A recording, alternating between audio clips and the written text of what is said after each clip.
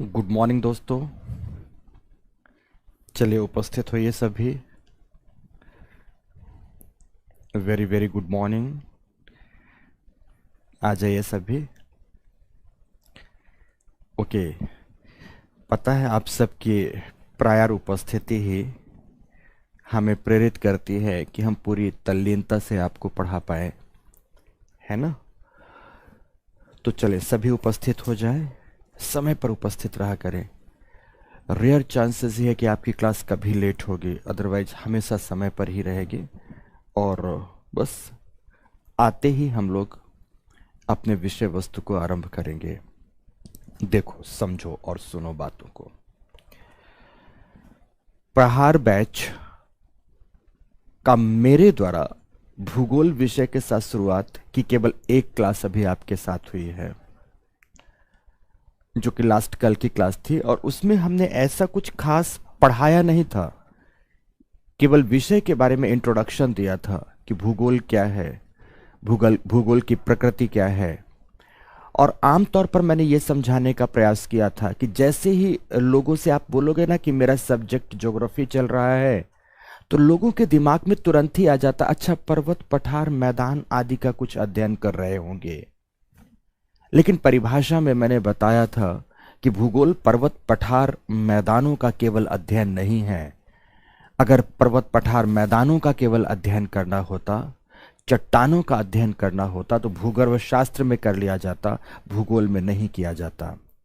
भूगोल एक मानवोपयोगी विषय है, जिसकी उपयोगिता, जिसकी उपादेयता, जिसकी लाभप्रदता मानव के जीवन से नितांत रूप से जुड़ी हुई है।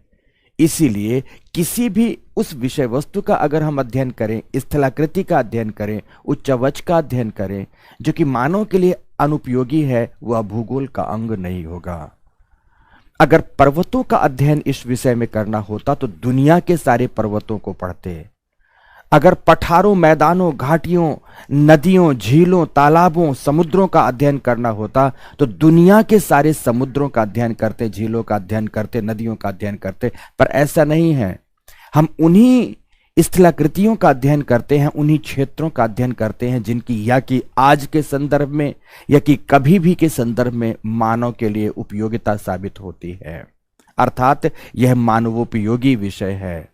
इसका उद्देश्य ही है मानव का जन कल्याण करना, इसका उद्देश्य ही है वेलफेयर। इसीलिए आज हम वेलफेयरिस्टिक ज्योग्राफी के फेज में प्रवेश कर चुके हैं। और जब बात वेलफेयर की हो रही है, जब बात मानवोपयोगिता की हो रही है, तो बिना मानव के हम विषय की शुरुआत कर कैसे सकते हैं।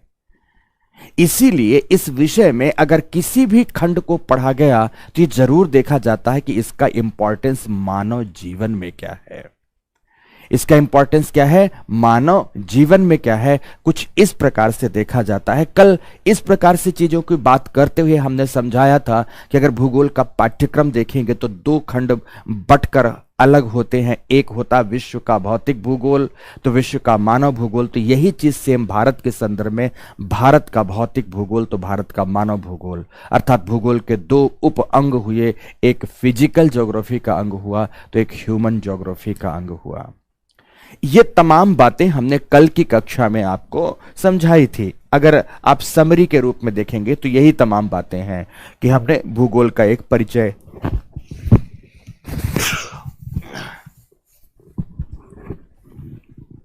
क्षमा चाहूंगा दोस्तों,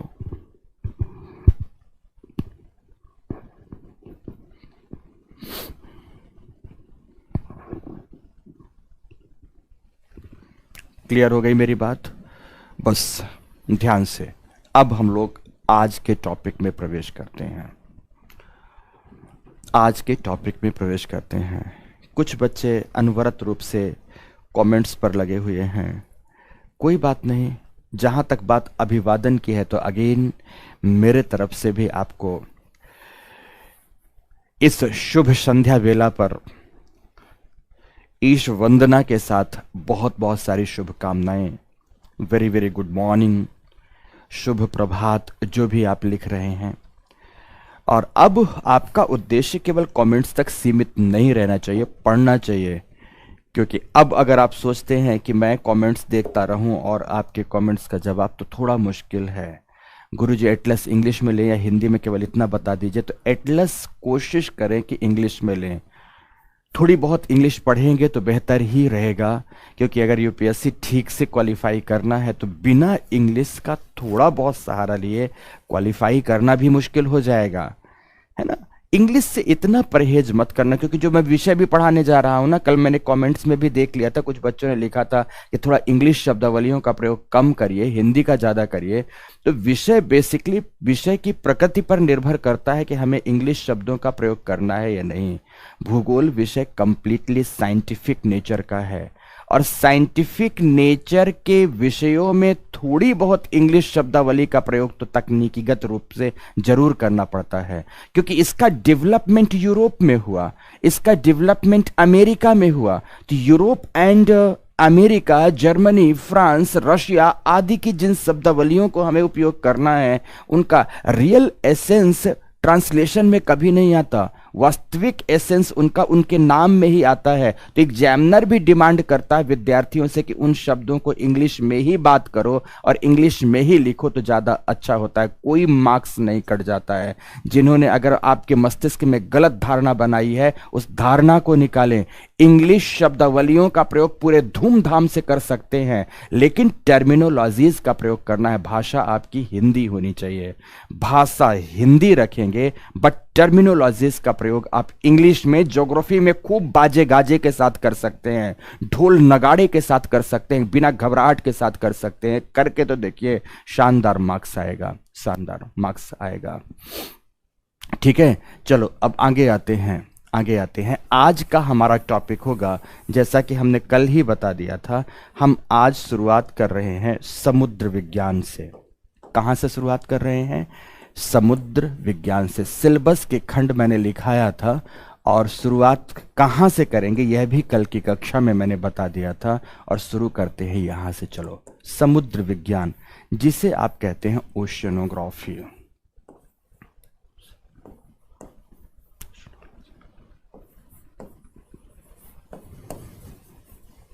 ओशियनोग्राफी सीधा ट्रांसलेशन करके महासागर विज्ञान नहीं लिखेंगे, बल्कि हिंदी शब्द समुद्र विज्ञान लिखेंगे। समुद्र विज्ञान लिखेंगे। शुरुआत यहां से होगी। सभी बच्चों ने लिख दिया समुद्र विज्ञान? ओके, अब मेरी बातों को बहुत ध्यान से सुनना। मैं आज समझाने जा रहा हूं सागर क्या है, महासागर क्या है, खाड़ियां क्या हैं, खाड़ियां कितने प्रकार की होती हैं, और इन तमाम बातों को समझाने के साथ समुद्र विज्ञान का पूरा पाठ्यक्रम क्या है और इसमें हम किस खंड को आज पढ़ने जा रहे हैं, ये तमाम बातें समझाएंगे। 1.5 घंटे की क्लास है अभी कुछ दिनों के लिए। मैंने बताया था 8:30 to 10 की रहेगी। कमेंट्स पर समय बर्बाद नहीं करना है, यहां बातों को पढ़ना है। तो दोस्तों, जब सबसे पहले बारी आती है, सबसे पहले एट वेरी फर्स्ट अगर बारी आती है कि समुद्र विज्ञान पढ़ना है, तो हमें सबसे पहले जानना होगा कि महासागर क्या होते हैं। और जब महासागरों को समझ लेंगे, तो महासागरों को समझते हुए हमें सागर या समुद्र के बारे में चर्चा करनी होगी। सागर या समुद्र के बारे में चर्चा करनी होगी। और आफ्टर दैट खाड़ियां क्या होती हैं, इन पर हम चर्चा करेंगे।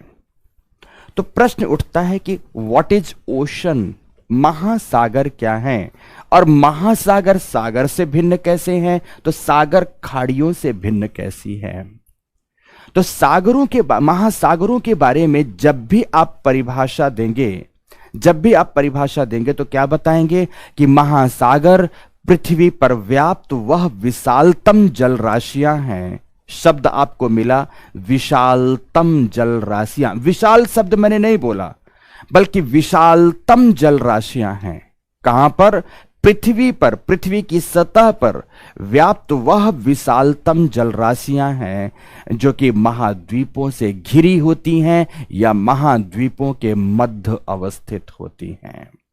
महाद्वीपों से घिरी होती हैं या महाद्वीपों के मध्य अवस्थित होती हैं। जैसे दुनिया के स्तर पर अगर हम माना कि कहीं पर कोई भी ऐसा चित्र बनाते हैं कि माना यहाँ पर आपके पास अवस्थित है मित्रों, दुनिया के देशों में यहाँ सपोज उत्तर अमेरिकी महादेश अवस्थित है, उत्तर अमेरिकी महादेश या महाद्वीप अवस्थित है।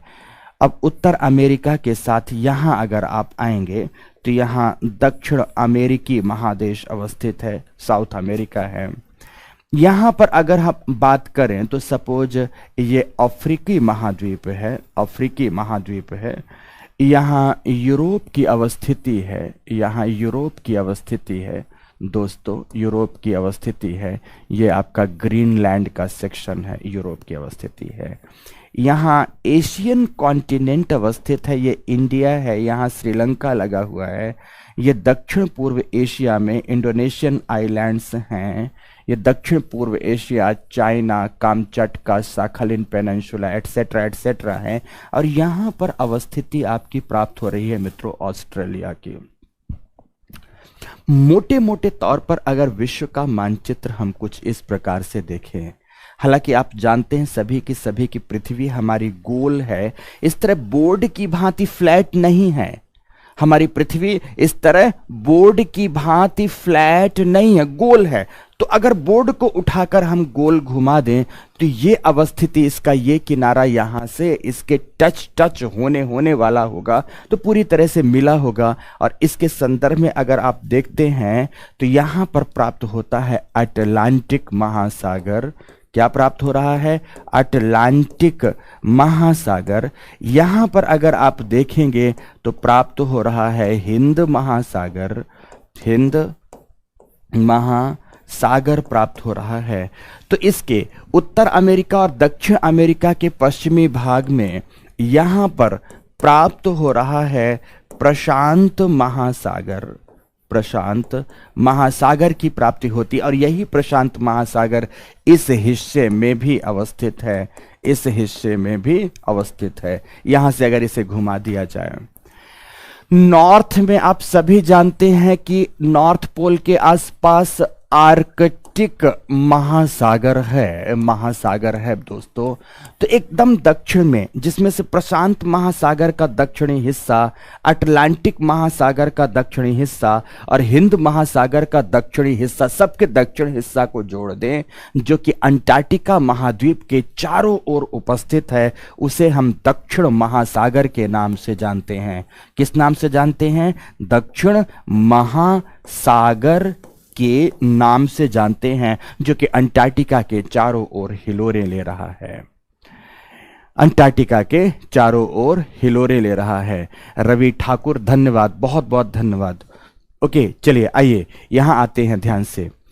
सभी के सभी लोग एक बात को समझना कि मैंने परिभाषा अगर शुरुआत की, ये उन बच्चों के लिए है जिनको बहुत बेसिक की बातें समझनी है, अभी उनके लिए है कि मैंने अगर परिभाषा की कि महासागर क्या है, तो महासागरों के बारे में कहा कि महाद्वीपों से घिरी हुई पृथ्वी की विशालतम जलराशियां हैं। तो कहां महाद्वीप हैं? तो महाद्वीप में यहां पहला महाद्वीप सपोज, यहां दूसरा महाद्वीप, यहां ये तीसरा महाद्वीप, तो यहां ये चौथा महाद्वीप, इन चार महाद्वीपों से घिरा इसके मध्य का यह विशालतम जलराशि का क्षेत्र महासागर हो गया। तो यह अटलांटिक महासागर हो गया।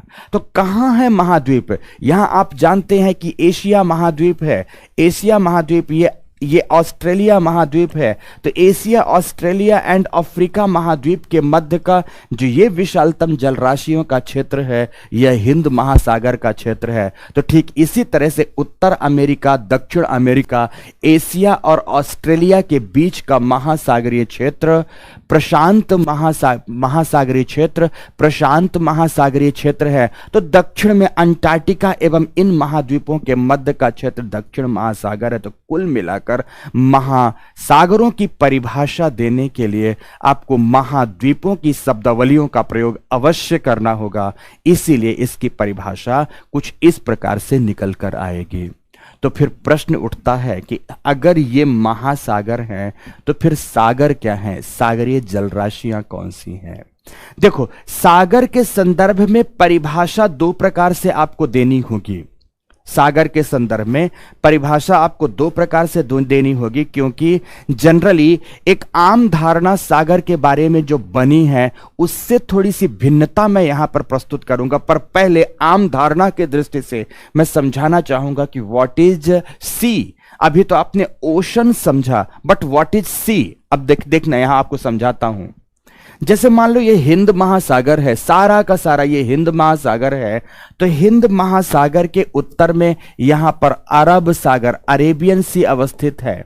हिंद महासागर के उत्तर में यहां पर अगर आप देखेंगे, यहां पर आप देखेंगे तो अंडमान सागर की अवस्थिति है। किसकी अवस्थिति है? अंडमान सागर की अवस्थिति है। इसी तरह कहीं भी देखें, इसी तरह यहां भी देखें, सपोज ये अटलांटिक महासागर है, तो अटलांटिक महासागर के इस तरफ ये जो भाग आता है ये कैरेबियन सागर की अवस्थिति को दर्शाता है। किसकी अवस्थिति को दर्शाता है? कैरेबियन सागर की अवस्थिति को दर्शाता है।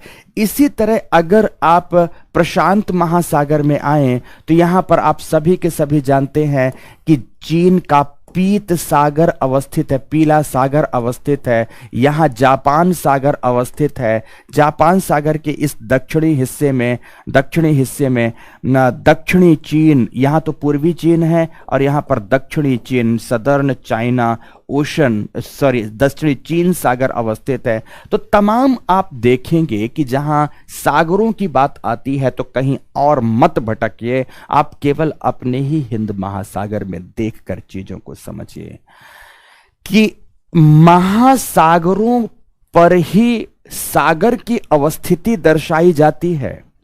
महासागरों पर ही सागर की अवस्थिति दर्शाई जाती है, लेकिन महासागरों के कौन से हिस्से सागर होते हैं, अगर इसे परिभाषित करना हो तो क्या कहेंगे कि महासागरों के सीमांत भागों में अवस्थित, महासागरों में सीमांत भागों में। आदर्श ने लिखा अभी मुझे समझ में नहीं आया। अरे आदर्श, अभी मैंने समझाया कहां है, अभी पूरी बात तुमने सुनी कहां है।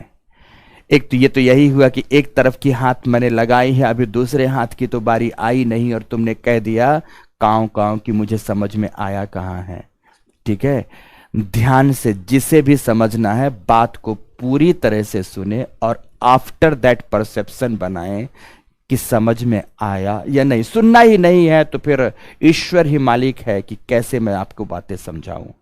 जब तक पूरा कंपेयर नहीं होगा तब तक बातें समझ में कहां आएंगी। तो सुनो ध्यान से, हिंद महासागर से अगर सागर को परिभाषित करना है, अब आप देख पा रहे हैं, तो क्या कहेंगे कि महासागरों के सीमांत भागों में अवस्थित। सीमांत का मतलब सीमा प्लस अंत, दो शब्द हैं।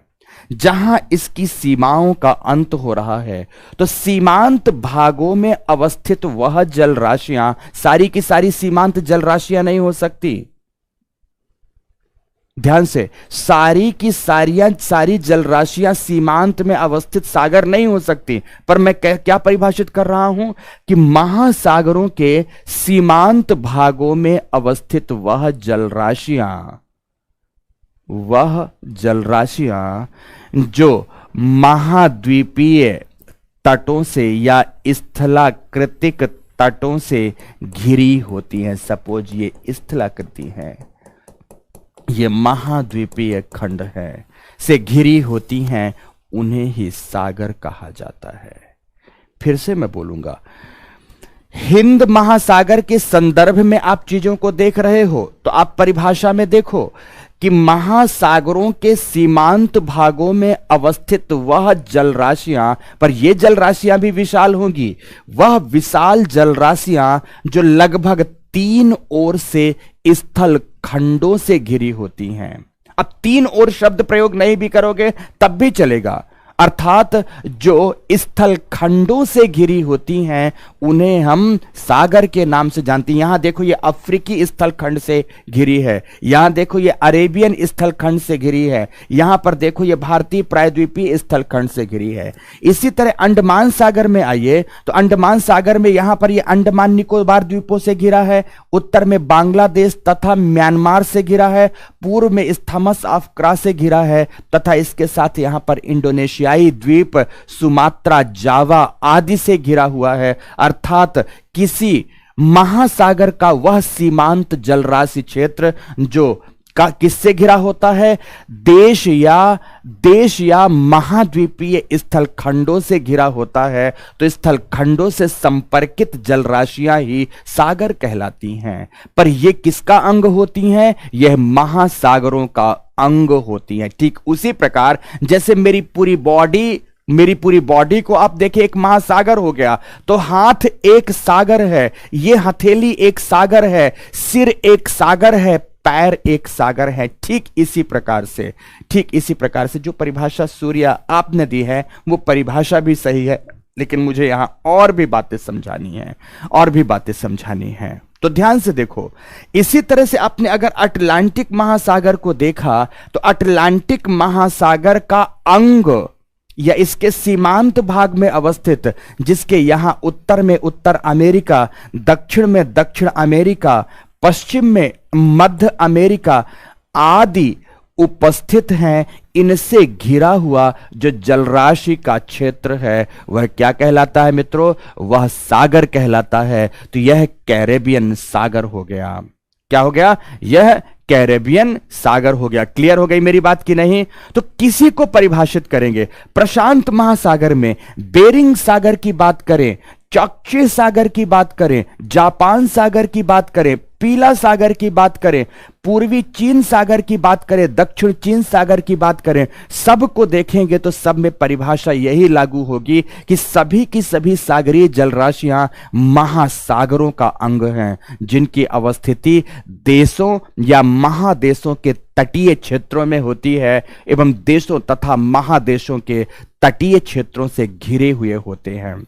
पर हमेशा यह बात ध्यान रखना है कि सागरों का संबंध, चूंकि यह महासागरों का अंग है, इसलिए महासागरों से अवश्य होता है। इन्हें महासागरों से कभी भी अलग नहीं किया जा सकता है, कभी भी अलग नहीं किया जा सकता है। तो अब दोनों को आपको परिभाषित करना है, तो अब कैसे होंगे? और अब एक बार लास्ट परिभाषा बता रहा हूं तो समझना क्या है। जब महासागर को परिभाषित करना है तो सिंपल, महाद्वीपों से घिरी पृथ्वी सतह पर व्याप्त विशालतम जलराशियां महासागर है, महासागर हैं। पूर्ण विराम लगाकर इन महासागरों के सीमांत भागों में, या सीमांत शब्द कठिन है तो किनारों में अवस्थित वह जलराशियां जो स्थल खंडों से घिरी हों। स्थल खंड कैसा हो सकता है? देश का हो सकता है, महादेश का हो सकता है, द्वीप का हो सकता है। तो स्थल खंडों से घिरी होती हैं, उन्हें सागर कहते हैं। पर ध्यान दें कि सागरों का संबंध महासागरों से अवश्य होता है। अगर कोई जलराशि चारों ओर से स्थल खंड से घिर जाए, ध्यान से, अगर कोई जलराशि चारों ओर से स्थल खंडों से घिर जाए तो वह सागर नहीं है बल्कि झील है। जैसे इसका उदाहरण देता हूं, देखिए यहां पर ध्यान से, यहां पर अवस्थित है, ध्यान से, यूरोप एवं एशिया के मध्य कैस्पियन सागर। यह कौन सा सागर का क्षेत्र है मित्रों? यह कैस्पियन सागर है। हमने यहां पर लिख दिया कैस्पियन सागर। इसका नाम तो आप सागर के नाम से ही जानते हैं। क्लियर है कि नहीं है? अब आप अगर इजराइल को जानते हैं तो इजराइल एवं जॉर्डन के मध्य पूर्वी इजराइल क्षेत्र में अवस्थित है मृत सागर, डेड सी, मृत सागर अवस्थित है। तो मृत सागर हो गया, ब्लैक सी हो गया। जैसे ये कैस्पियन सागर है तो कैस्पियन सागर के सहारे यहां पर अब अगर यूक्रेन देख रहे हो तो यूक्रेन देखते हुए इस समय पर आप लोगों ने ब्लैक सी को जरूर देखा है, तो ये ब्लैक सी हो गया। ये तमाम जो जल राशियां हैं इनको कहते तो दोस्तों हम सागर हैं, पर रियलिटी ये है कि ये सागर नहीं है बल्कि क्या है? ये झीलें हैं। फिर से ध्यान से समझो, जब तक कोई भी जलराशि महासागरों से संपर्कित नहीं होगी, महासागरों से जुड़ी हुई नहीं होगी, तब तक आप उसे सागर का दर्जा प्रदान नहीं करोगे। सागर के दर्जा प्रदान करने की आवश्यक शर्त है कि वह महासागरों की अंग होनी चाहिए, जो कि महासागरीय सीमांत भागों में अवस्थित हो। अगर वह कोई भी जलराशि जो चारों ओर से स्थल खंडों से घिरी होती है, जिसका संपर्क महासागरों से नहीं होता, बेसिकली हम नाम से उसे चाहे सागर पुकारें या कुछ भी पुकारें, वह सागर नहीं होती बल्कि एक झील होती है। कैस्पियन सागर सागर ना होकर क्या है मित्रों, एक झील है। ध्यान रखना, कैस्पियन सागर, अरल सागर, किसी की भी हम बात करें, समझ रहे हैं ना, तो ये अपने आप में क्या है, ये झील है, यह सागर का उदाहरण नहीं है। यह हम गलत बोलते हैं, तो फिर ऐसा गलत हम क्यों बोलते हैं? बेसिकली आरंभिक दौर में जब दुनिया की खोज चल रही थी, दुनिया के तमाम भौगोलिक प्रदेशों को प्रॉपरली खोजा नहीं जा चुका था, तो इस कैस्पियन सागर के तट पर खड़े हुए लोगों को जितना दूर तक कुछ भी दिखाई देता तो जल ही जल दिखाई देता। तो इसके विस्तार की वजह से लोग भूलवश इसे क्या कहने लगे, सागर कहने लगे। तो इसका नाम तब से सागर के रूप में ही जाना जाने लगा। तो अरल सागर, कैस्पियन सागर, काला सागर, क्योंकि इनकी आरंभिक सीमाओं का ज्ञान लोगों को नहीं था, उन्हें लगा कि यह पूरी तरह से अब जलराशियों के ही क्षेत्र हैं, इसलिए इनका नामकरण किस रूप में कर दिया गया, इनका नामकरण सागर के रूप में कर दिया गया। तो यह अब सागर के नाम से ही जानी जाती हैं, इन्हें अब झील नहीं कहा जा सकता, जबकि यह उत्पत्ति की दृष्टिकोण से, संरचना की दृष्टिकोण से यह क्या है, यह सागर है, यह झील है, सागर नहीं है। तो इस प्रकार से सागर एवं झील में अंतर होता है। परंतु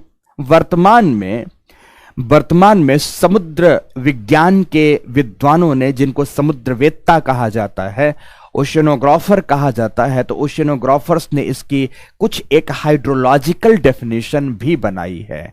यह हाइड्रोलॉजिकल डेफिनेशन क्या है, यह जलीय परिभाषा क्या है? तो जलीय परिभाषा को क्या कहते हैं? ध्यान से जलीय परिभाषा इसकी क्या कहलाती सागर के संदर्भ में, कि वह विशालतम जलराशियां या विशाल जलराशियां। यह बात जरूर सुनेंगे, मैं आपको लिखाऊंगा भी, कि वह विशाल जलराशियां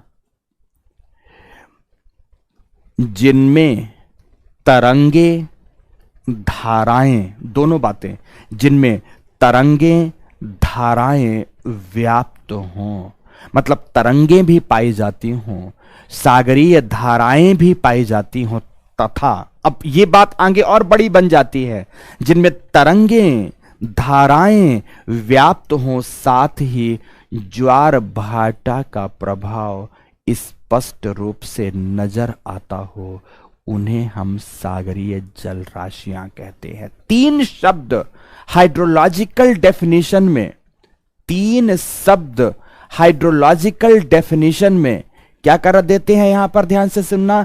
इसे सागर को परिभाषित करते तृप्ति पांडे, यहां पर सुनो, जहां तक बहुत सारी क्लैरिटी आ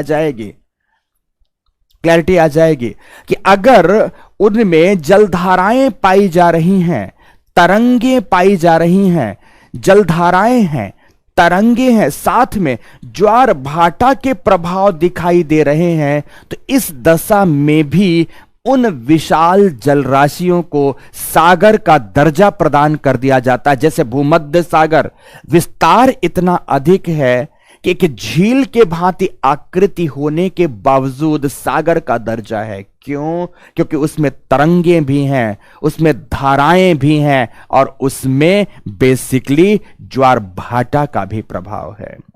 आखिर भूमध्य सागर में तरंगे एवं धाराएं क्यों व्याप्त हैं? क्योंकि भूमध्य सागर का, जहां यहां की बात है, यह भूमध्य सागरीय क्षेत्र है। भूमध्य सागर इधर से जिब्राल्टर जलसंधि द्वारा, यहां पर एक जलसंधि है, जल संयोजक है, जिब्राल्टर जलसंधि द्वारा अटलांटिक महासागर से घिरा हुआ है। यूरोप एवं अफ्रीका के मध्य जो यह विशालतम जलराशि का क्षेत्र है, उसे मेडिटेरेनियन सी या भूमध्य सागर के नाम से जाना जाता है। किस नाम से जाना जाता है? भूमध्य सागर के नाम से जाना जाता है। और यही मेडिटेरेनियन सी यहां पर यूरोप के ध्यान से स्पेन एवं अफ्रीका के मध्य अवस्थित जिब्राल्टर जलसंधि से अटलांटिक महासागर से जुड़ा है, इसलिए भी इसे सागर का दर्जा प्रदान किया जाता है। भूमध्य सागर को आप झील नहीं कह सकते, लेकिन कैस्पियन सागर, मृत सागर, डेड सी, यह विशुद्ध रूप से क्या है? यह झील है, यह सागर नहीं है। अरल सागर झील है, सागर नहीं है। क्लियर हो गई मेरी बात की नहीं? ओके। अब कुछ बच्चों ने, जैसे मैंने नाम लिया कि ज्वार भाटा का प्रभाव दिखता है, तो उन्होंने क्वेश्चन कर दिया कि सर ज्वार भाटा भी समझाएं। अरे मेरे प्यारे दोस्तों, अभी मैंने जो बात बतानी शुरू की है, कम से कम वो बात तो समझ लो, फिर ज्वार भाटा तो आपके लिए टॉपिक के रूप में आगे आएगा। तो ठीक है, तो चलो शुरुआत करते हैं, इस खंड की शुरुआत करते हैं मित्रों समुद्र विज्ञान की। तो लिखो, भौतिक भूगोल का लिखना है, लिखना शुरू करें। भौतिक भूगोल का एक महत्वपूर्ण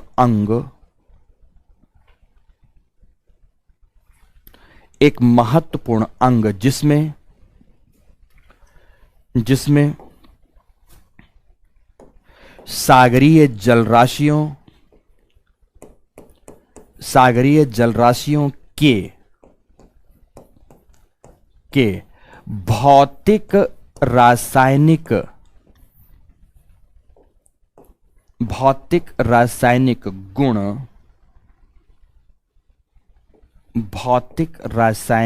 गुण कॉमा लगा के जल परिसंचरण कॉमा लगाकर जैव पारिस्थितिकी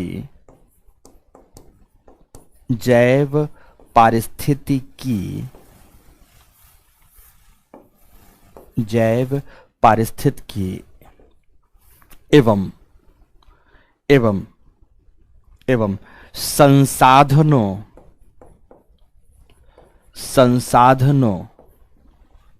संसाधनों आदि का अध्ययन किया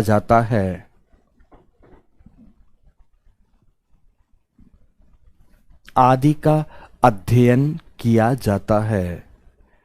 सागरीय जल के भौतिक रासायनिक गुणों को पढ़ेंगे, तापमान पढ़ेंगे, लवणता पढ़ेंगे, घनत्व पढ़ेंगे इत्यादि।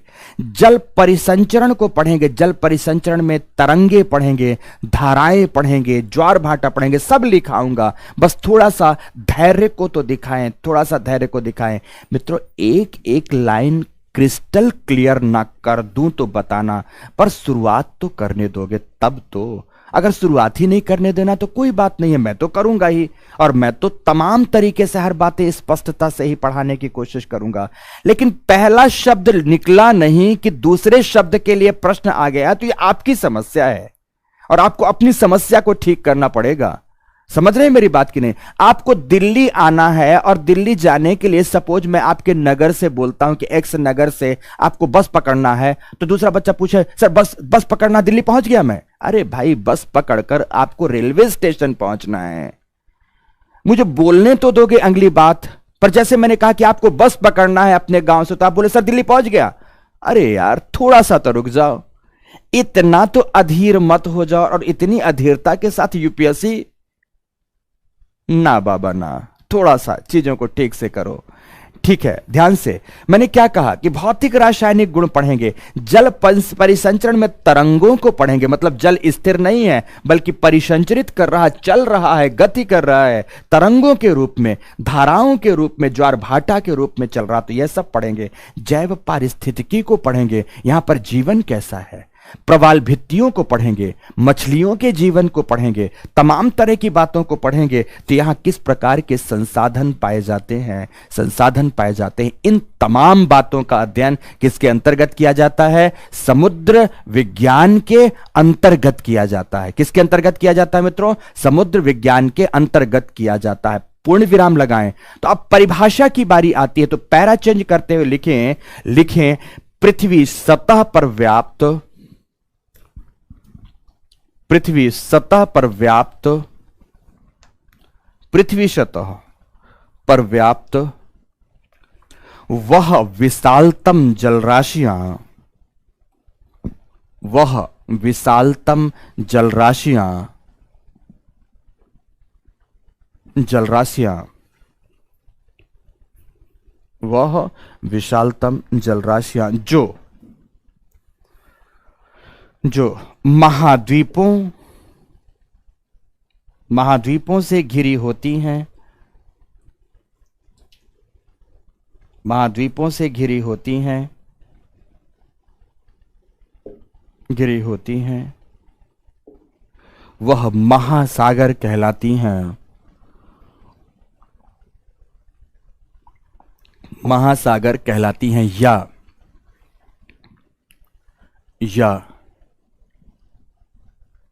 या क्या महाद्वीपों के मध्य उपस्थित,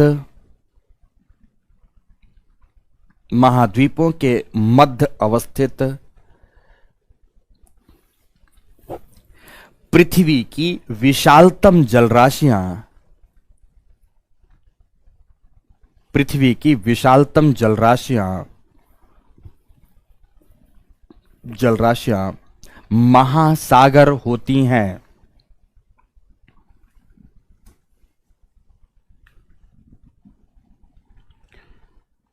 महासागर होती हैं। पूर्ण विराम। महासागरों की कुल संख्या। अब ये सब बहुत बेसिक बातें हैं, बचकानी सी बातें हैं, पर बचकानी सी बातों के बाद तो एडवांस पर पहुंचेंगे ना। तो लिखिए महासागरों की संख्या 5 है, और 5 का नाम जिन्हें नहीं पता वो लिखेंगे, जिन्हें पता वो बिल्कुल नहीं लिखेंगे। 5 के नाम में प्रशांत महासागर, अटलांटिक महासागर, हिंद महासागर, दक्षिण महासागर, तो आर्कटिक महासागर। जिन्हें नहीं पता केवल वही लिखेंगे। क्लियर? जिन्हें पता है वो छोड़ देंगे। इनकी संख्या 5 है। पूर्ण विराम लगा दें। फिर पूर्ण विराम लगाने के बाद, पूर्ण विराम लगाने के बाद फिर आगे बढ़ें, और आगे बढ़ते हुए क्या लिखेंगे? ध्यान से लिखें कि महासागरों के सीमांत भागों में, महासागरों के सीमांत भागों में, सीमांत भागों में कॉमा लगाएंगे, स्थल खंडों से संलग्न, स्थल खंडों से संलग्न, संलग्न अवस्थित, स्थल खंडों से संलग्न अवस्थित विशाल जलराशियां, विशाल जलराशियां, जलराशियां सागर कहलाती हैं, सागर कहलाती हैं, जिनका संबंध निश्चित रूप से महासागरों से बना रहता है, महासागरों से बना रहता है। पूर्ण विराम, पूर्ण विराम।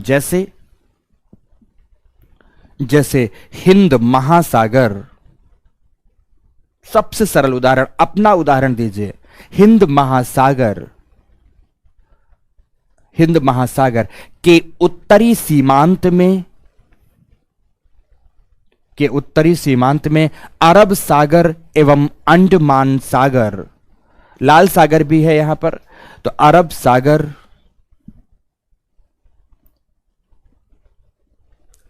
सागर एवं अंडमान सागर आदि अवस्थित हैं, आदि अवस्थित हैं। पूर्ण विराम लिखा। बट अब दूसरी परिभाषा नहीं लिखोगे तो बात अधूरी रह जाएगी।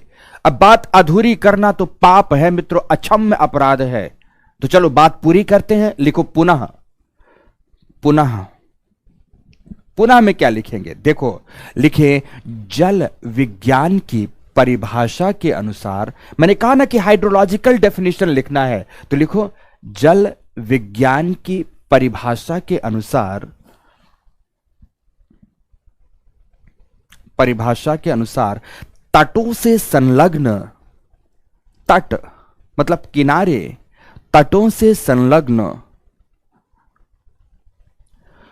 वह विशाल जलराशियां, वह विशाल जलराशियां,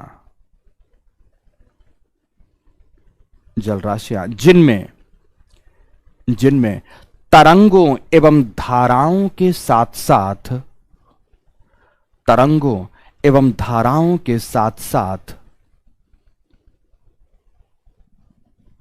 तरंगों एवं धाराओं के साथ साथ क्या? ज्वार भाटा के प्रभाव, ज्वार भाटा के प्रभाव। अब देखो, प्रभाव के बाद मैं यहां यह भी लिखा सकता हूं कि दिखाई देते हैं, बट यह शब्द अच्छा नहीं है, उपयुक्त शब्द नहीं है, तो उपयुक्त शब्द ज्वार भाटा के प्रभाव परिलक्षित होते हैं, परिलक्षित होते हैं, परिलक्षित होते हैं। उन्हें, उन्हें ज्वार भाटा कहा, सॉरी, उन्हें सागर कहा जाता है, उन्हें सागर कहा जाता है। पूर्ण विराम, फिर पैरा चेंज करते हुए लिखेंगे यहीं पर, फिर बात समझाता हूं, फिर बात समझाता हूं, पूर्ण विराम लगाएं। इसके विपरीत, इसके विपरीत यदि कोई जलराशि, यदि कोई जलराशि चारों ओर से, चारों ओर से,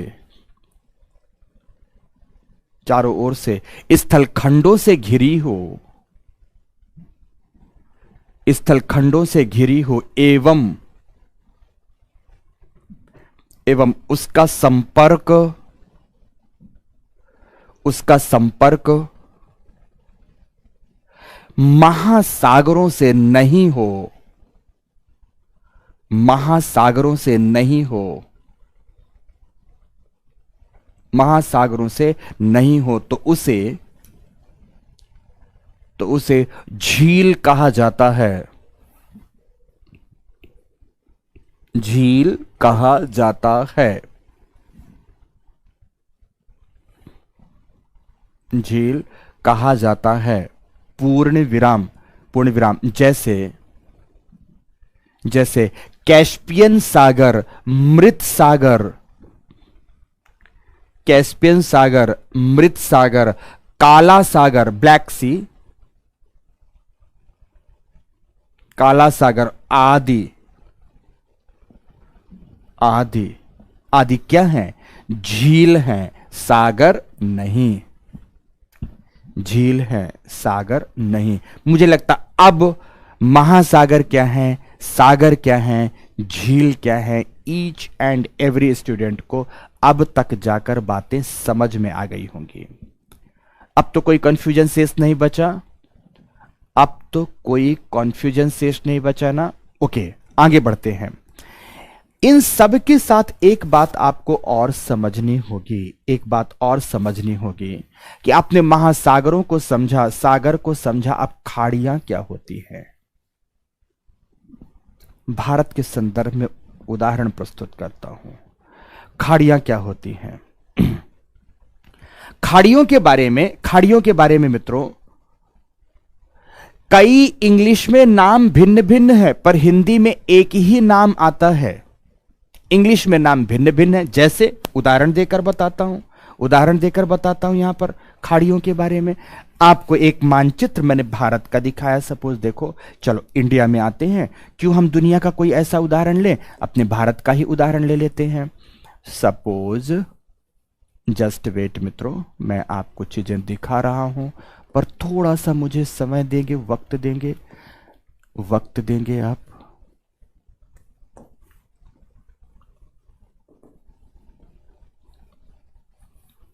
ध्यान रखें, आप दुनिया के सबसे इंटरेस्टिंग सब्जेक्ट को पढ़ रहे हैं। अगर ये सब्जेक्ट इंटरेस्टिंग नहीं है ना, इसका मतलब कि जीवन में बहुत कुछ अधूरापन है, बहुत कुछ अधूरापन है। ठीक है, चलो अब देखो ध्यान से, ये भारत का मानचित्र है। भारत के मानचित्र के संदर्भ में, भारत के मानचित्र के संदर्भ में आप सभी के सभी जानते हैं, मैं पहले कुछ लिखता हूं यहां पर। ये अगर आप यहां देखोगे तो यहां पर आपको दिखेगी बंगाल की खाड़ी। क्या दिखेगी? बंगाल की खाड़ी दिखेगी। यहां पर अगर आप देखोगे तो यहां पर दिखेगी खंभात की खाड़ी, खंभात की खाड़ी दिखेगी। यहां पर अगर आप देखोगे तो यहां दिखेगी आपको कच्छ की खाड़ी, कच्छ की खाड़ी। अब हर जगह आपको शब्द दिख रहा है खाड़ी खाड़ी खाड़ी। यहां भी खाड़ी दिखा, यहां भी खाड़ी दिखा, यहां भी खाड़ी दिखा। पर अगर इंग्लिश में देखें, अगर इंग्लिश में देखें तो इंग्लिश में इन्हें अलग अलग नामों से पुकारते हैं। इसे बे ऑफ बंगाल कहते हैं, तो इसके लिए शब्द हो गया बे। इसे ध्यान से, इसे गल्फ ऑफ कच्छ कहते हैं, तो इंग्लिश में शब्द हो गया इसके लिए गल्फ। और इसे भी गल्फ ऑफ कैम्बे के नाम से जानते हैं, तो इसके लिए भी इंग्लिश में शब्द हो गया गल्फ। आखिर ये बे एंड गल्फ का क्या खेल है? जब हिंदी में एक ही शब्द है तो इंग्लिश में इसे भिन्न भिन्न क्यों कहते हैं? और दूसरा भी एक चित्र सपोज मैं बना दूं कि माना कि यहां पर ऑस्ट्रेलिया है मेरे प्यारे दोस्तों, ये ऑस्ट्रेलिया का मानचित्र है। माना कि ये ऑस्ट्रेलिया है, जस्ट वेट, ये ऑस्ट्रेलिया है, ऑस्ट्रेलिया है। तो ऑस्ट्रेलिया के दक्षिण में द ग्रेट ऑस्ट्रेलियन बाइट है। यहां पर अगर आप देखोगे तो महान ऑस्ट्रेलियन खाड़ी है, ऑस्ट्रेलिया की खाड़ी है। और इस खाड़ी को बे भी नहीं कहते, गल्फ भी नहीं कहते, बल्कि इसे किस नाम से आप जानते हैं? इस खाड़ी को बाइट कहा जाता, BIGHT, BIGHT, इसे बाइट कहा जाता है। तो अब आपके पास 3 शब्द हो गए। अब वो 3 शब्द कौन कौन से हैं, उन तीनों शब्द को लिखता हूं। इंग्लिश में एक शब्द हो गया गल्फ, इंग्लिश में एक शब्द क्या हो गया आपके पास? गल्फ हो गया। दूसरा शब्द हो गया बे, और तीसरा शब्द हो गया बाइट, BIGHT, BIGHT। 3 शब्द हो गया, 3 शब्द हो गए। और मित्रों एक और बात मुझे समझानी है, आप लोगों ने अगर थोड़ी सी भी कॉन्शसनेस रखी है तो भारत एवं पाकिस्तान के तमाम विवादों में, कच्छ के रण क्षेत्र में चल रहे विवादों में सरक्रीक का विवाद भी पढ़ा होगा। सरक्रीक विवाद क्या पढ़ा होगा? सरक्रीक, कोरी क्रीक, क्रीक यहां पर अवस्थित है, इनका विवाद भी पढ़ा होगा। क्रीक को हिंदी में निवेशिका कहते हैं, तो इंग्लिश में क्रीक कहा जाता है। तो एक शब्द आपके सामने और आ रहा है जिसे हम क्या कहते हैं? क्रीक नाम से जानते हैं, क्रीक। तो आखिर इन सब को हिंदी में तो हम खाड़ियां कहते हैं, इन शब्द में, इन सब को हिंदी में तो हम एक ही शब्द खाड़ी कहते हैं, बट इंग्लिश में अलग अलग है। तो इन सब का क्या कोई अलग मतलब है? तो सबसे पहले खाड़ियां क्या होती हैं यह समझना है, तो विभिन्न खाड़ियों में अंतर क्या है यह भी समझना है, ताकि आपको आगे पढ़ते हुए किसी भी प्रकार का कोई कंफ्यूजन पैदा ना हो, किसी भी प्रकार का कंफ्यूजन पैदा ना हो। तो ध्यान से सुनना कि खाड़ियां क्या होती हैं। देखो, जिस तरह से आपने महासागरों से सागर का संबंध जोड़ा था, तो अब सागरों से खाड़ियों का संबंध जोड़ना है। जैसे भारत के इस पश्चिमी हिस्से में अरब सागर उपस्थित है, भारत के इस पूर्वी हिस्से में अंडमान सागर उपस्थित है, अंडमान सागर उपस्थित है। तो भारत के इस पश्चिमी हिस्से में अरब सागर से जुड़ी हुई, मतलब अब सागर से संबंध जोड़ना है कि सागरों से जुड़ी हुई वह जलराशियां, सागरों से जुड़ी हुई वह तटीय जलराशियां तटों के पास उपस्थित हों, सागरों से जुड़ी हुई वह तटीय जलराशियां जो कम से कम 3 ओर से, शब्द जोड़ना है, जो कम से कम 3 ओर से स्थल खंडों से घिरी होती हैं, उन्हें हम खाड़ियां कहते हैं।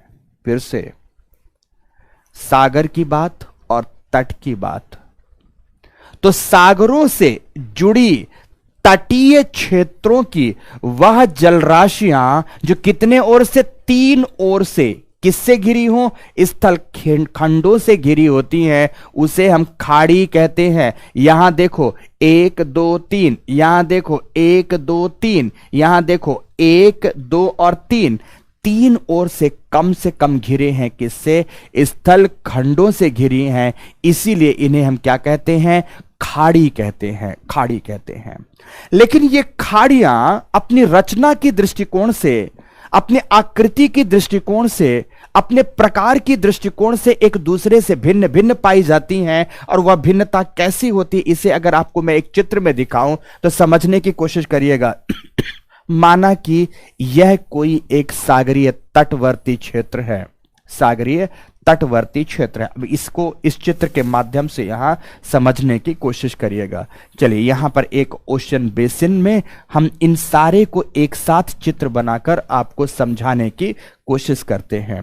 माना कि यहां पर यह स्थलखंड का अंग था, तो स्थलखंडों में अगर कोई ऐसा क्षेत्र है, दिस वन, एक तो यह हो गया, दूसरा ऐसा क्षेत्र है, दिस वन, तो तीसरा ऐसा क्षेत्र है, दिस वन, तो चौथा ऐसा क्षेत्र है, दिस वन। इधर की ओर सारा का सारा भाग स्थलखंड का है, इधर की ओर सारा का सारा भाग स्थलखंड का। बस देखना, समझना दोस्तों, ठीक से समझना।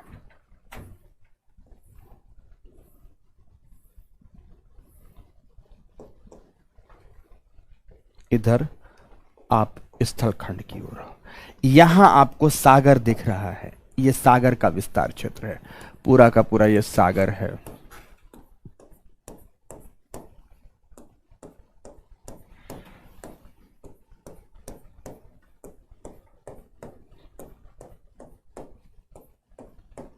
ये क्या है, ये सागर है। अब सागर से संलग्न ये चीजें, चारों संरचनाएं देखना है। सागर से संलग्न ये चीजें, ये पहली संरचना, ये दूसरी संरचना, ये तीसरी संरचना और ये चौथी संरचना, ये खाड़ियां हैं, चारों खाड़ियां हैं। पर ये जो पहली वाली है, जिसको बहुत ही संकीर्ण सागरीय जलधारा अंदर की ओर प्रवेश करती है, यही कहलाती है मित्रों क्रीक। मतलब अत्यंत संकीर्ण खाड़ियां जो लगभग एक रेखा की भांति उपस्थित होती हैं, अत्यंत संकीर्ण खाड़ियां जो लगभग एक रेखा की भांति उपस्थित होती हैं, उन्हें निवेशिका या क्रीक कहा जाता है। तो दूसरी ओर वैसी खाड़ियां जिनकी आंतरिक लंबाई उनके मुहाने की चौड़ाई की तुलना में अधिक होती है, ध्यान से, आंतरिक लंबाई उनके मुहाने की चौड़ाई की तुलना में अधिक होती है, उन्हें क्या कहा जाता है, उन्हें गल्फ कहा जाता है।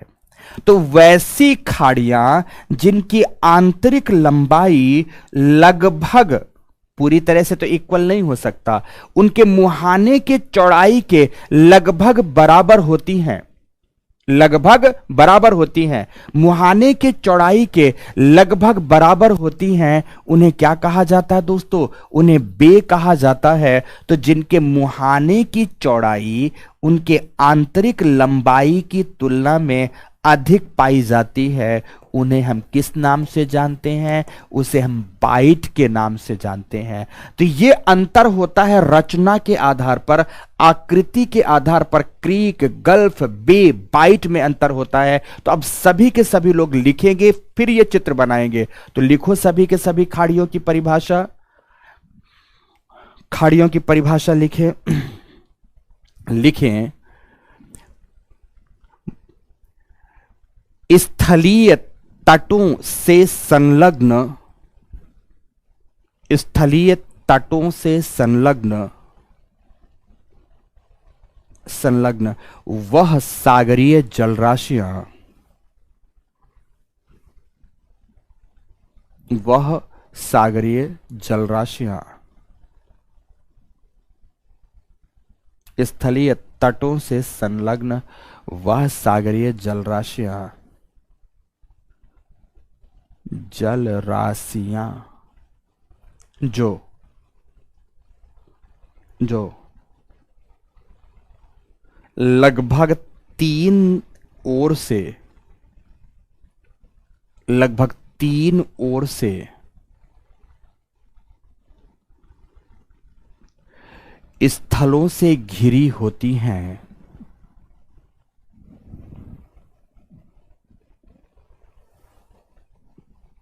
घिरी होती हैं, उन्हें खाड़ियां कहा जाता है, खाड़ियां कहा जाता, पूर्ण विराम लगाकर। यह आकार में सामान्यतः, यह आकार में सामान्यतः सागरों से छोटी होती हैं, सागरों से छोटी होती हैं, छोटी होती हैं, पूर्ण विराम। क्लियर हो गया? अब पैरा चेंज करो और लिखो कि आकृति एवं विस्तार के आधार पर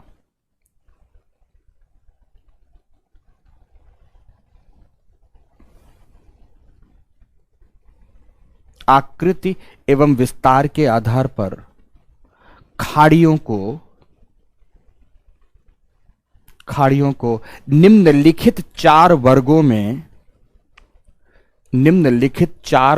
में रखा गया है। अब इनकी कोई हिंदी नहीं लिखेंगे, 4 वर्गों में रखा गया है। अब चारों नाम लिखेंगे, क्रीक, गल्फ, बे, बाइट। क्रीक, गल्फ, बे, बाइट लिख दिया। और ये लिखने के बाद यही चित्र सेम बनाएंगे और इसकी आकृति इसी तरह से दिखाएंगे। आंतरिक लंबाई बहुत अधिक है जो कि संकीर्ण रेखा की भांति है और मुहाना बहुत संकीर्ण क्रीक कहलाएगा। दूसरे में आंतरिक लंबाई अधिक है मुहाने की चौड़ाई की तुलना में तो गल्फ कहलाएगा। बे, आंतरिक लंबाई और मुहाने की चौड़ाई लगभग बराबर है। बाइट, आंतरिक लंबाई की तुलना में मुहाने की चौड़ाई अधिक है। इस तरह से चारों नाम हो गए। जब उदाहरण की बात आएगी, एग्जाम्पल की बात आएगी तो एग्जाम्पल में आप लिख देंगे, क्रीक में उदाहरण लिखेंगे, सर क्रीक। क्रीक में सबसे अच्छा उदाहरण क्या है इसका? Sir creek. गल्फ में उदाहरण लिखेंगे, गल्फ ऑफ कच्छ या गल्फ ऑफ कैम्बे, किसी का भी नाम लिखें, गल्फ ऑफ मन्नार, कोई भी नाम आप लिखें। तो यहां पर मैं चलो लिख देता हूं मन्नार की खाड़ी लिख देता हूं। अलग नाम लिखूं ना, पर भारत के संदर्भ में ये सब। जहां बात बे की आती है, बात आती है तो सबसे अच्छा बे ऑफ बंगाल, मतलब बंगाल की खाड़ी। बंगाल की खाड़ी, बे ऑफ बंगाल, बंगाल की खाड़ी। जब बात बाइट की आती तो भारत में बाइट का उदाहरण नहीं है, तो आप बेनिन की खाड़ी को लिख सकते हैं, या अभी ऑस्ट्रेलिया मैंने बताया तो ऑस्ट्रेलिया की खाड़ी ये सब इनके उदाहरण है। एक एक उदाहरण आपने दे दिया। क्रीक को यह भी ध्यान रखना, हिंदी में निवेशिका कहते हैं,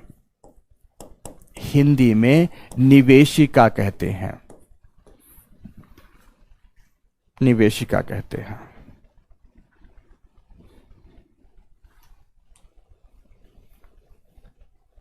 ठीक है, लिख लिया। चित्र भी बन गया सभी का चित्र भी बन गया है ना। ओके, तो ये थी मित्रों खाड़ी। सबसे पहले आज अभी आपने क्लास में समझा, सबसे पहले आपने समझा कि आखिर समुद्र विज्ञान क्या है। तो समुद्र विज्ञान को परिभाषित किया कि यह सागरों के अध्ययन से संबंधित विज्ञान है, जिसमें हम इन तमाम विषय बिंदुओं को पढ़ेंगे।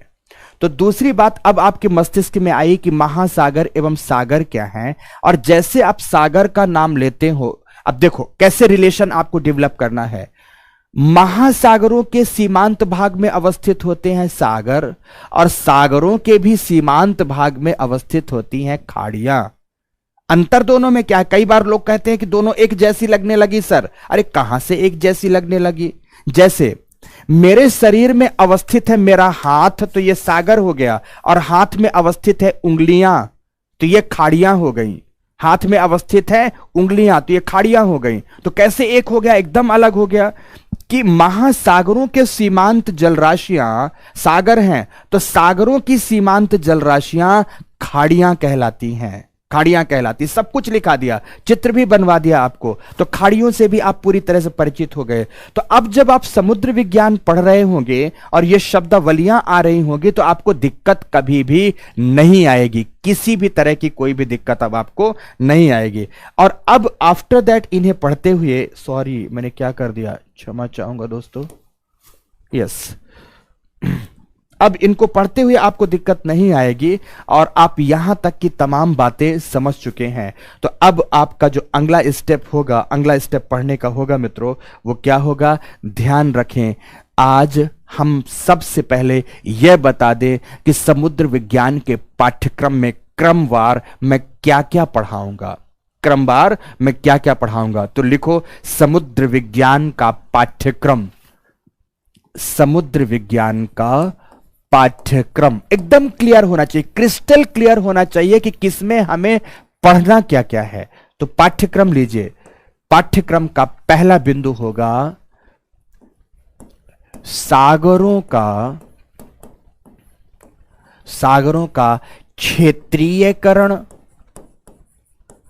क्षेत्रीयकरण या इसी को क्या कहते हैं? मंडलीयकरण।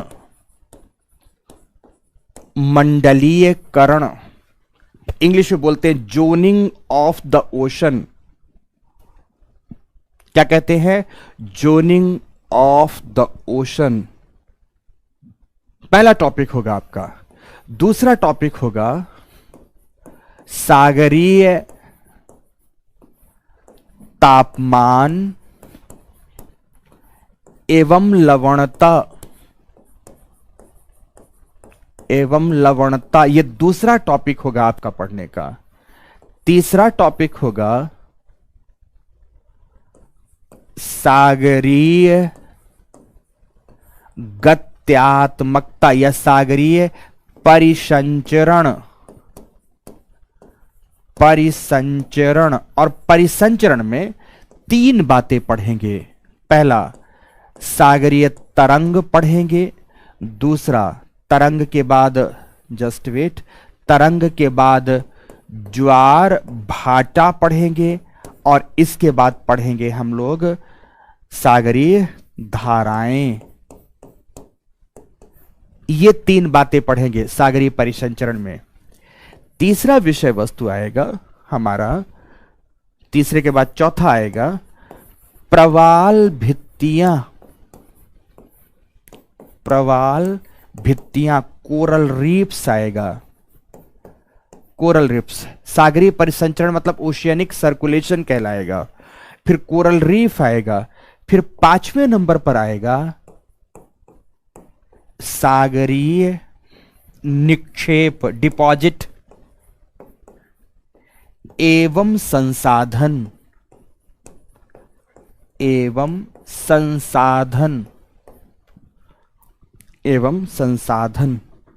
सागर के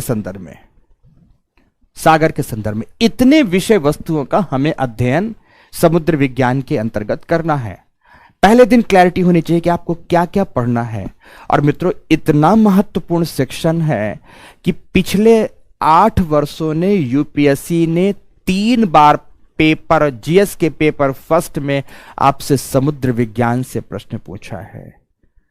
8 वर्षों में 3 बार, ये बहुत महत्वपूर्ण बात होती है।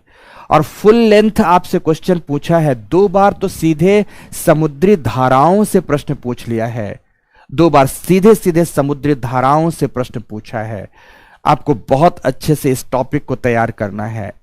मोटे मोटे तौर पर आपका सुना सुनाया टॉपिक होता है, ऐसा कुछ भी नहीं है। अब समुद्र आप आज पहली बार नहीं सुन रहे हो, बस मैंने तो परिभाषा दिया है, आप सब जानते हो। कई बार होता है क्या है मित्रों कि आपको मुझे परिभाषा देनी होती है। जैसे मैं आपसे पूछूं नदी जानते हो या नहीं, तो आप सब जानते हो मित्रों, पर मैं आपसे बोलूं कि नदी को सटीक तरीके से परिभाषित करो तो आपको परिभाषित करना कठिन हो जाता है। तो यहां मेरी कोशिश है कि आप जो विषय वस्तु जानते हो उसे पढ़ाऊं और उसे सही सही फ्रेम आउट कर दूं। भूगोल एक ऐसा विषय है, भूगोल एक ऐसा विषय है जिसमें आप नोटिस करना कि आपको ज्यादातर बातें स्वयं ही पता होती हैं। ज्यादातर बातें स्वयं पता होती हैं। ज्वार भाटा आज पहली बार नहीं सुन रहे हो आप। सागरों में संसाधन है, यह पहली बार नहीं सुन रहे हो आप। सागरों में तरंगे पाई जाती हैं, यह पहली बार नहीं सुन रहे हो आग। सागरीय जलराशियों में तापमान है, लवणता है, यह आज पहली बार नहीं सुन रहे हो मित्रों। आपका हमेशा हमेशा का सुना सुना टॉपिक है, सुना सुनाया टॉपिक है, लेकिन मुझे उसमें थोड़ी गहनता देनी है, उसे मुझे परिभाषित करना है ठीक से। यही मेरा काम भूगोल विषय में है आपके साथ। तो सोचो कितना रुचिकर हो जाता है ये आपके लिए विषय, कितना इंटरेस्टिंग हो जाता है आपके विषय। यहां हमारा टॉपिक है पहला कि सागरों का क्षेत्रीयकरण या सागरों का मंडलीयकरण। हमें कुल मिलाकर महासागरीय जलराशियों को कई कई वर्गों में अब विभाजित करके महासागरीय जलराशियों की विशेषताओं को पढ़ना है, विशेषताओं को पढ़ना, ठीक है ना। तो आपने सिलेबस लिखा, तो सिलेबस का पहला विषय बिंदु जहां से अध्ययन शुरू करना है, अब यह लिखेंगे, लिखे सभी के सभी, इंग्लिश में लिखेंगे या हिंदी में कहीं भी लिखें, जोनिंग ऑफ द ओशन। क्या लिखेंगे? Zoning of the ocean. पहला टॉपिक आपका शुरू होता है, जोनिंग ऑफ द, यहीं से आपकी समुद्र विज्ञान की कक्षा आरंभ होती है। महासागरों का क्षेत्रीयकरण या मंडलीयकरण।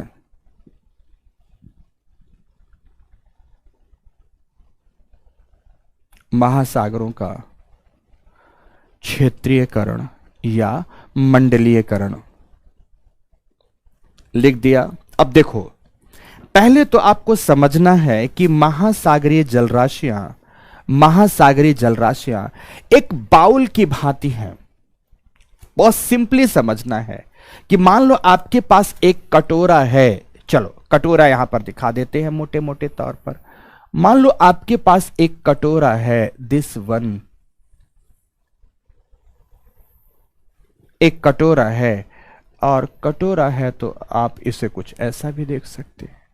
और यह कटोरा पूरी तरह से पानी से भरा हुआ है, इसमें पानी भरा हुआ है, ये लो, ये लो।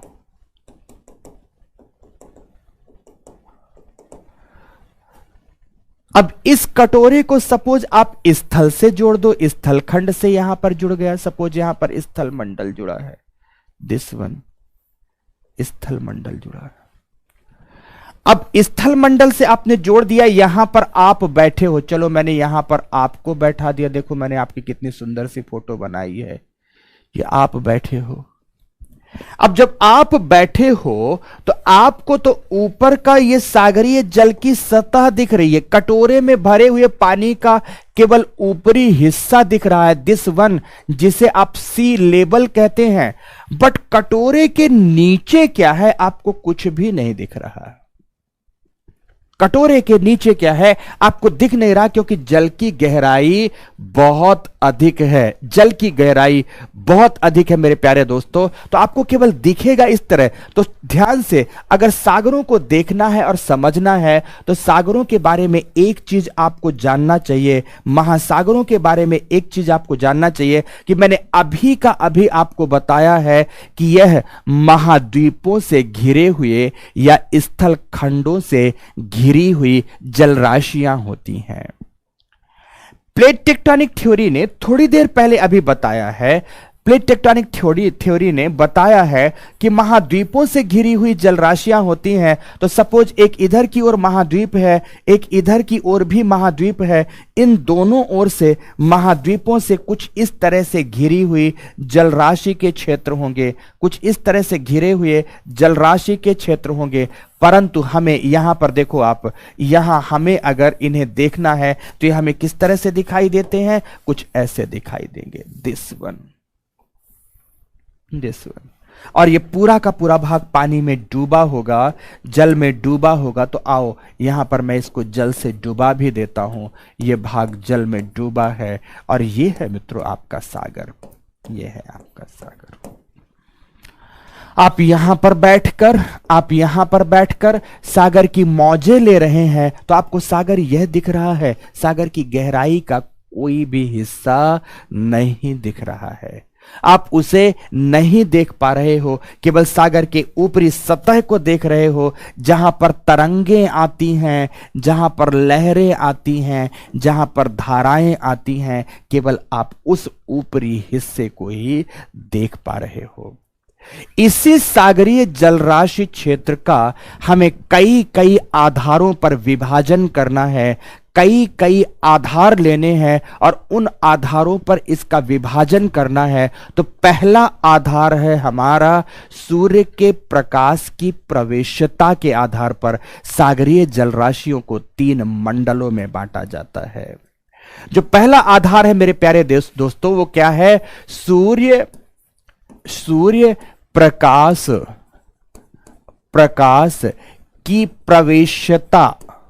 की प्रवेशता के आधार पर। आपके गांव में नदी या तालाब है कि नहीं है? आप बोलोगे यस सर, अवश्य है। कुछ गांव को छोड़कर ज्यादातर गांवों में नदी या तालाब होंगे और आप खूब तैरे होंगे बचपन में आप खूब तैरे होंगे। कुछ बच्चे तो आज भी तैरते होंगे और तैरना भी चाहिए। तैराकी एक गुड हैबिट है, शानदार सी हैबिट है। अब देखो आप यहां अगर किनारे में जहां तट पर आप बैठे होते हो तो देखना ये तट है, तट के बाद धीरे धीरे ये डूबता हुआ क्षेत्र होता है जल में। फिर आप देख तो नहीं पाते पर यह अधिक ढाल वाला क्षेत्र होता है। फिर यहाँ मंद ढाल आता है। आफ्टर दैट यहाँ सागरों के सबसे गहरे हिस्से प्राप्त होते हैं जिन्हें हम खाइयां कहते हैं। ये कुछ इस तरह से हिस्सा प्राप्त होता है सागरीय जल का। ध्यान से बस रुकना थोड़ा सा। और ये पूरा का पूरा हिस्सा जल में डूबा है। तो चलो अब जल में डुबाते हैं इस हिस्से को, जल में डुबाते हैं। ये आपका सागरीय जल क्षेत्र है। आपको ऊपर से तो केवल इस तरह से पानी ही पानी दिखेगा, पर जब सागर में गहराई में जाओगे, जैसे हम लोग नदियों में किनारे से या तालाब में किनारे से उतरते हुए जाते हैं ना, बॉटम की ओर उतरते हुए जाते हैं, तो रियलिटी यह है कि सागर की गहराई कुछ ऐसे प्राप्त होती है। पहले बहुत ही धीरे धीरे गहराई प्राप्त होगी, फिर उसके बाद अचानक गहराई आएगी, फिर गहराई रुकेगी और फिर तली उसकी भी समतल हो जाती है। तली समतल हो जाती है। आप लोग अगर अपने नदी या तालाब में नहाए हैं और डुबकी लगाए हैं खूब, तो नोटिस करिएगा सरफेस के आसपास तो जब पानी को आप देखते हो डुबकी लगाकर तो सूर्य की किरणें खूब दिखाई देती हैं, लेकिन जैसे ही अधिक गहराई में जाते हैं तो पानी धुंधला होने लगता है, पानी में धुंधलापन आ जाता है। ठीक इसी प्रकार से जो ये आपको दिख रहा है ना, आपको पानी का क्षेत्र दिख रहा है ना, यहां पर सूर्य की किरणें पड़ रही हैं। चलो ये सन रेज की मैं बात करता हूं। तो ये सूर्य की किरणें कितनी गहराई तक प्रवेश करती हैं, तो आपको आज जानकारी के लिए बता दूं कि सूर्य की किरणें प्रत्यक्ष रूप से केवल 200 मीटर की गहराई तक ही प्रवेश करती हैं। कितने मीटर की गहराई तक? ये हो गया सी लेवल, तो यहां पर 200 मीटर की गहराई तक ही प्रवेश करती हैं। तो वह गहराई जहां सूर्य की किरणें प्रत्यक्ष रूप से प्रवेश कर रही होती हैं उसे प्रकाशित मंडल या इंग्लिश में फोटिक जोन कहा जाता है। तो सी लेवल मतलब सागर की सतह से 200 मीटर की गहराई तक का ऊपरी मंडल जहां पर सूर्य की किरणें प्रत्यक्ष रूप से प्रवेश कर पाती हैं, पहुंच पाती हैं, उसे हम फोटिक जोन कहते हैं, प्रकाशित मंडल कहते हैं। आफ्टर दैट दोस्तों ध्यान रखना, लगभग 1000 मीटर की गहराई तक, मोटे मोटे तौर पर 1000 मीटर लिख सकते हैं, कहीं पर आपको 600 मीटर भी मिल सकता है, लेकिन डोंट वरी, आपको इस तरह से आंकड़ों का थोड़ा सा विभेद दिखेगा, बट उससे कोई फर्क नहीं पड़ता। लगभग 1000 मीटर की गहराई तक सूर्य की प्रत्यक्ष किरणें तो प्रवेश नहीं करते, पर धुंधला विसरित प्रकाश प्राप्त होता है। जैसे मान लो यहां पर कोई एक जल का कण था, जैसे इसमें सूर्य की किरण पड़ी, इसने अपने उस किरण को बिखेर दिया, तो ये बिखरा हुआ विसरित प्रकाश, डिफ्यूज्ड लाइट यहां पर प्राप्त होती है। तो ये धुंधला धुंधला पूरा मंडल दिखता है, और इस धुंधले मंडल को डायस्फोटिक जोन कहा जाता है। डायस्फोटिक जोन के नाम से जानते हैं। तो ये दूसरा मंडल है मित्रों, डायस्फोटिक जोन कहलाता है, जिसे हिंदी में हम विसरण मंडल कहते हैं। फिर 1000 मीटर से अधिक गहराई पर पूरी तरह से अंधकार दिखाई देता है, बिल्कुल भी प्रकाश नहीं उपस्थित होता है, जिसे हम एफोटिक जोन कहते हैं। किस नाम से जानते हैं? एफोटिक जोन कहते हैं, अंधकार मंडल कहते हैं, डार्क जोन कहते हैं। तो इस तरह से सूर्य के प्रकाश की प्रवेशता के आधार पर सागरीय तलिकों या सागरीय जलराशियों को 3 भागों में बांटते हैं। ए प्रकाशित मंडल 200 मीटर की गहराई तक प्रकाशित मंडल है, फोटिक जोन है। बी नंबर है, बी पॉइंट है, जिसे हम लोग विसरण मंडल कहते हैं। विसरण मंडल डायस्फोटिक जोन है। और सी नंबर पर एफोटिक जोन है, मींस अप्रकाशित मंडल है या अंधकार मंडल है, अप्रकाशित मंडल है। यूपीएससी ने प्रश्न प्रकाशित मंडल से भी पूछा है और अप्रकाशित मंडल से भी पूछा है। 2019 में ही पूछ लिया है कि महासागरीय जलराशियों का जैव मरुभूमि क्षेत्र किसे कहा जाता है। तो जैव मरुभूमि क्षेत्र कोई और नहीं बल्कि अप्रकाशित मंडल का क्षेत्र होता है। अब इनकी हम विशेषताओं को समझाएंगे। तो लिखेंगे सभी के सभी, फिर इस चित्र को बनाएंगे। पहले लिखेंगे, हेडिंग दे देंगे सूर्य की प्रवेशता के आधार पर, डैश देकर लिखेंगे कि इस आधार पर गहराई के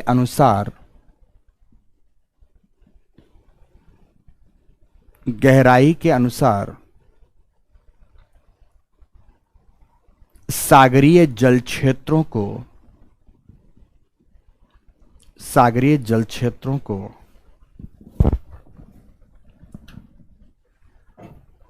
3 मंडलों में विभाजित करते हैं। 3 मंडलों में विभाजित करते हैं।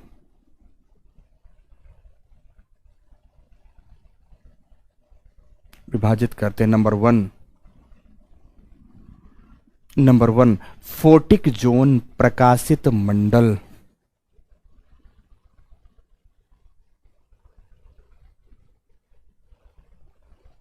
प्रकाशित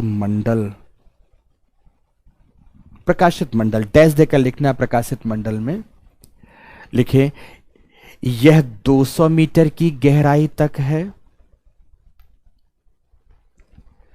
यह 200 मीटर की गहराई तक है। चित्र बहुत ही खूबसूरती से बनाते चलेंगे सारे।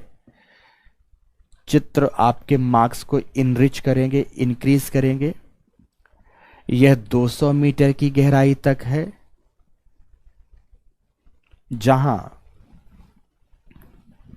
जहां सूर्य की प्रत्यक्ष किरणें किरणें प्रवेश कर पाती हैं। सूर्य की प्रत्यक्ष किरणें प्रवेश कर पाती हैं। पूर्ण विराम लगा देंगे। लिखिए, प्रकाश की उपलब्धता की वजह से, आगे की लाइन बहुत महत्वपूर्ण है, प्रकाश की उपलब्धता की वजह से यहां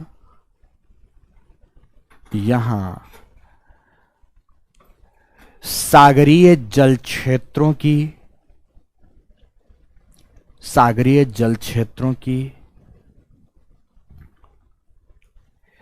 99% से अधिक, 99% से अधिक, या लगभग 99% भी लिख सकते हो, से अधिक जैव विविधता, बायोडायवर्सिटी, मतलब जीवों की उपस्थिति, यही में सारी ये मछली उछली पाई जाएंगी। जैव विविधता, कॉमा, जैव द्रव्यमान आदि पाया जाता है। जैव विविधता मतलब जीवों की वैरायटी, ढेर सारे प्रकार का जीव होगा, ढेर सारी प्रजातियों के जीव होंगे, जैव विविधता हो गया। तो जैव द्रव्यमान क्या है? जीवों का शुष्क भार। किसी भी एक जीव को ले लो और सुखा दो, उसका जो कार्बनिक वेट प्राप्त होता है ना, ऑर्गेनिक वेट प्राप्त होता है, जिसे हम ड्राई वेट कहते हैं, वही है बायोमास। तो सर्वाधिक बायोडायवर्सिटी एंड सर्वाधिक बायोमास सागरीय जल क्षेत्रों का कहां पर क्या होता है? उपस्थित है। यह फोटिक जोन में उपस्थित है, फोटिक जोन में उपस्थित है, प्रकाशित मंडल में उपस्थित है सर्वाधिक। आपसे इस प्रश्न को हमेशा पूछा जा सकता है। तो अब मित्रों, यहां पर क्यों जीवन सर्वाधिक उपस्थित है, इसे एक लाइन में समझो। देखो, सूर्य का प्रकाश है तो प्रकाश संश्लेषण करने वाला यहां पर शैवाल भी पाया जाता है। शैवालों को हम लोग टेक्निकल भाषा में फाइटोप्लैंक्टन कहते हैं, पादप प्लवक कहते हैं। क्या कहते हैं? पादप प्लवक कहते हैं। फिर से ध्यान से समझो, सूर्य प्रकाश की उपस्थिति की वजह से यहां पर प्रकाश संश्लेषी पादप वर्ग है। और सागरीय जल क्षेत्रों में कौन सा पादप होता है जो फ्लोट करता रहता है? शैवाल, जिसे हम कहते हैं। लाल शैवाल है, भूरी शैवाल है, हरी एवं नीली शैवाल है, तो ब्लू ग्रीन एल्गी है, ब्राउन एल्गी है, रेड एल्गी है। तो विभिन्न प्रकार की एल्गी है, शैवाल है, प्रकाश संश्लेषी पादप वर्ग है। और जहां पर मित्रों पादप वर्ग होगा वहीं पर शाकाहारी वर्ग होगा, और जहां पर शाकाहारी होगा उसे खाने वाला मांसाहारी एवं सर्वाहारी वर्ग भी होगा। तो चूंकि इस मंडल में पादप प्लवक पाए जाते हैं, इसीलिए यहां पर जीवों की प्रचुरता है, जीवों की पर्याप्तता है, जीवों की विविधता है। तो जीवों की विविधता, प्रचुरता जहां भी प्राप्त होगी वहीं पर जीवों का भार भी होगा। तो सर्वाधिक जैव भार, जैव विविधता, जैव द्रव्यमान किस मंडल में है? फोटिक जोन में पाई जाती है। बस, पूर्ण विराम। तो दूसरा नंबर लिखेंगे विशरण मंडल, डायस्फोटिक जोन, डायस्फोटिक जोन। अब डायस्फोटिक जोन के बारे में लिखेंगे कि 200 मीटर से 1000 मीटर की गहराई के मध्य, 200 मीटर से 1000 मीटर की गहराई के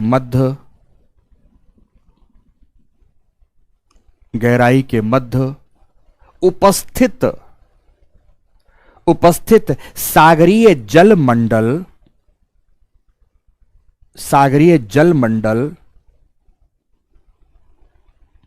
मंडल जहां सूर्य की प्रत्यक्ष किरणें तो नहीं मिलती,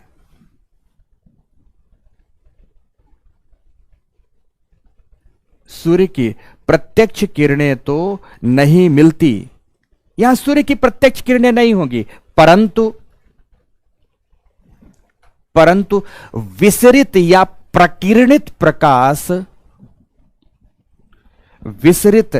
प्रकीर्णित प्रकाश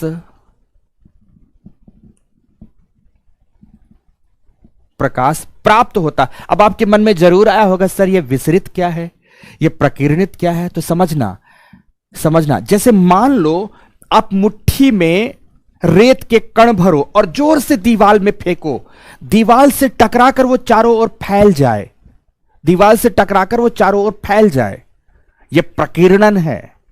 ये क्या है मित्रों? प्रकीर्णन है, स्कैटरिंग इफेक्ट है। इसी तरह से जब सूर्य की किरणें यहां जल के कणों पर पड़ती हैं तो कणों से टकराकर कुछ किरणें फैल जाती हैं, बिखर जाती हैं, और इस बिखरने को diffusion effect and scattering effect कहते हैं। तो स्कैटरिंग इफेक्ट है, डिफ्यूजन इफेक्ट है, तो यहां पर स्कैटर्ड लाइट मिलती है, डिफ्यूज्ड लाइट मिलती है, ठीक है ना। विसरित एवं प्रकीर्णित प्रकाश प्राप्त होता है। इसीलिए इसे विसरण मंडल, इसीलिए इसे विसरण मंडल कहा जाता है, जहां सागरीय जल क्षेत्रों की 1% से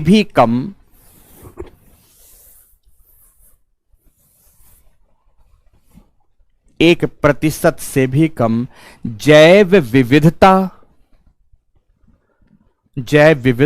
पाई जाती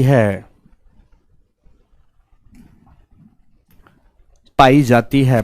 पूर्ण बेसिकली धुंधली लाइट दिखती है, इसीलिए ट्यू लाइट जोन भी इसे कहा जाता है, धुंधला मंडल भी इसे कहते हैं। धुंधला प्रकाश दिखता है, पूर्ण विराम लगाएं तो लास्ट लिखें अप्रकाशित मंडल, एफोटिक जोन। तीसरा एफोटिक जोन, अप्रकाशित मंडल।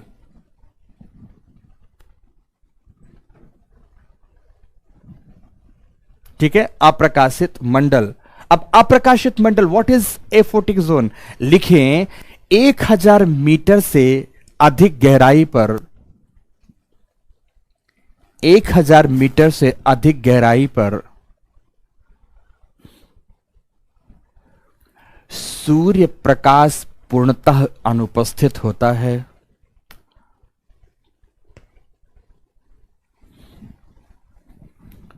सूर्य प्रकाश पूर्णतः अनुपस्थित होता है, इसीलिए इसे अंधकार मंडल भी कहते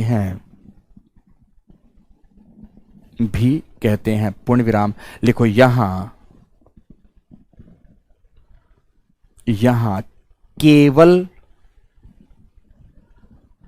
केवल अत्यंत ही विरल मात्रा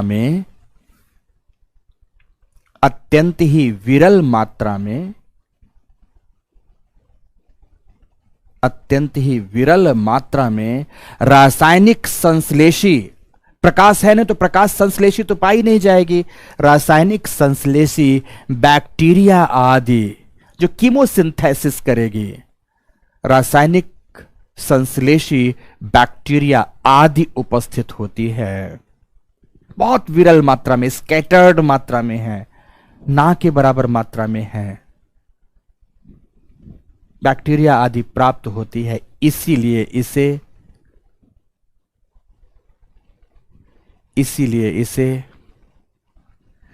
सागरीय जैव मरुभूमि, यहां जीवन ना के बराबर है मित्रों, सागरीय जैव मरुभूमि कहा जाता है।